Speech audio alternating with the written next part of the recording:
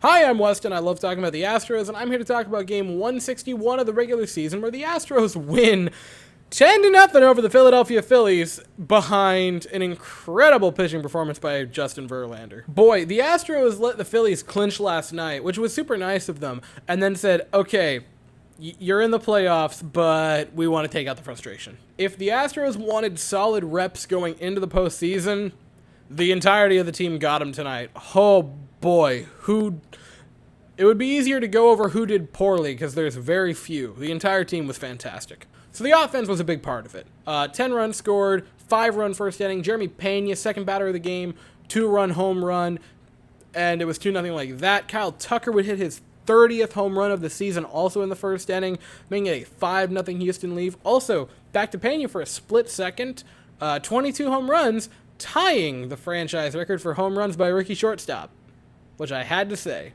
So Pena obviously sets a career high with anything that he does, but doing that is certainly special. It's second now tied for all-time Astros rookies. Tucker tied his career best for home runs, and then Martin Maldonado broke his career best with his 15th home run of the season, which made it a 6-0 Astros lead. I am very critical of Martin Maldonado, but his offense has been a bit better this season. The 15th home run is a super cool milestone for Martin to hit, and I've said it before, I'll say it again, I have my complaints with him offensively. I have no problem with the way he calls games. Obviously, he knows how to call a baseball game, and as a person, I absolutely love Martin Maldonado. So to see him get to all these career highs is definitely exciting to see. And then we jump later in the game. Our other catcher comes in, Christian Vasquez. He would have an RBI single to make it a 7-0 lead in the fifth, and still in the fifth, Mauricio Dubon would have an RBI single, making an 8-0 Astros lead. And then in the eighth, singles by Alex Bregman and Jake Myers would make it a 9-0 and 10-0 lead, respectively. So, big night for the offense. How much offense was there? We're going to have to split it up into two sections. So this is the first bit for actual starters of the game, and then we'll go through the substitutes, because 5 of the 17 hits were by the subs, and a couple of runs scored were also, or a couple of RBIs, scoring events, were also by the subs. So just starting with the starting players, Altuve had a big night. 3 hits, that's very, very important because that puts him at 300 on the dot for his average this season. Obviously, other things matter, but it is super cool to see Jose Altuve get back to a 300 batting average. I assume he gets the day off tomorrow so he can keep it at that, which is perfectly fine. Let him get some more rest, get him real geared up for the postseason, because if he hits 7 home runs, Altuve is the all-time leader. Pena had a big night, pair of hits and a home run. Yordan Alvarez had 3 hits, 5 hard-hit balls. Oh boy, if he's heated up going into the postseason as well. Alex Bregman had an RBI base hit. Kyle Tucker had an RBI, or a 3 RBI home run. Yuli had a base hit as well. Chas McCormick, low-key great night. Pair of walks, had a base hit. Just quietly, Chas McCormick is having a fantastic season. And Maldonado would have a home run, his 15th of the year, like I said, a career high. That's the starters. Now we go to the substitutes, who also had good nights. Mauricio Dubon would have an RBI base hit. Hensley drew a walk. David Hensley has been strangely good, and it's very confusing. And man, oh man, he could be a amazing Uto player next season. He can play everywhere. It's awesome. Jake Myers would come in and have a pair of base hits because depth is ridiculous. And Christian Vasquez would have an RBI base hit. Like, guys, our subs had 5 hits. Our subs had multiple runs driven in. And that was after we brought in the B team. We're so deep. So that's how good the offense was. How good was the pitching staff? They had a no-hitter in the 9th inning, and it got broken up by Garrett Stubbs. So I can't even be mad because it was Stubby that broke it up. Like, I love Garrett Stubbs. So I'm not even too upset about it. Verlander might have had his best performance of the season, point blank. 5 innings of work, 10 strikeouts, 14 swings and misses, gave up 2 hard-hit balls all night. Might have been his best game of the season. I mean, he was fantastic. This is the cherry on top of a Cy Young campaign. Lowers his ERA to 1.75. And moment away, right? I'm sure I'm going to gush about Verlander tons in my awards video and my individual grading video. I'm sure I'm going to gush about him all throughout that. But just to start with it right now, this is a first ballot Hall of Famer if he retired the second he tore his UCL.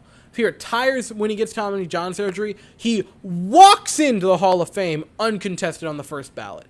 But the fact that in his late 30s, he comes back from that to have, again, in a career that he would waltz into the Hall of Fame, the best season of his career in some metrics, is unreal for Justin Verlander. It's absolutely unreal. How amazing. And by the way, all of that said, right?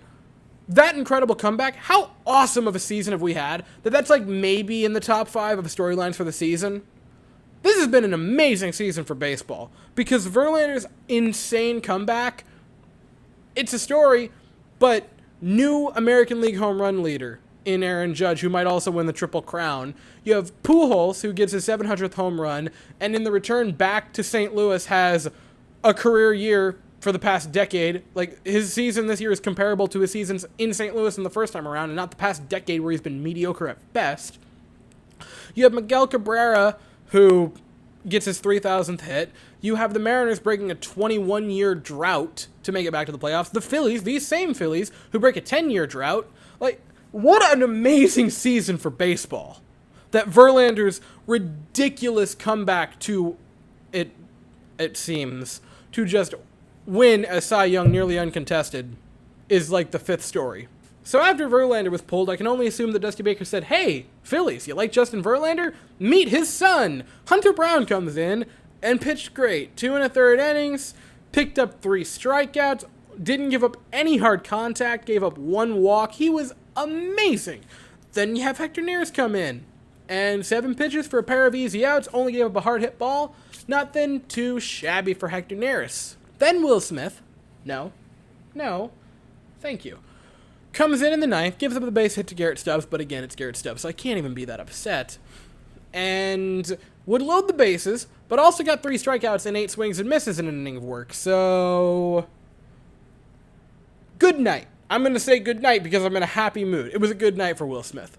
So now, with that all being said, tomorrow afternoon, the Astros play Game 162.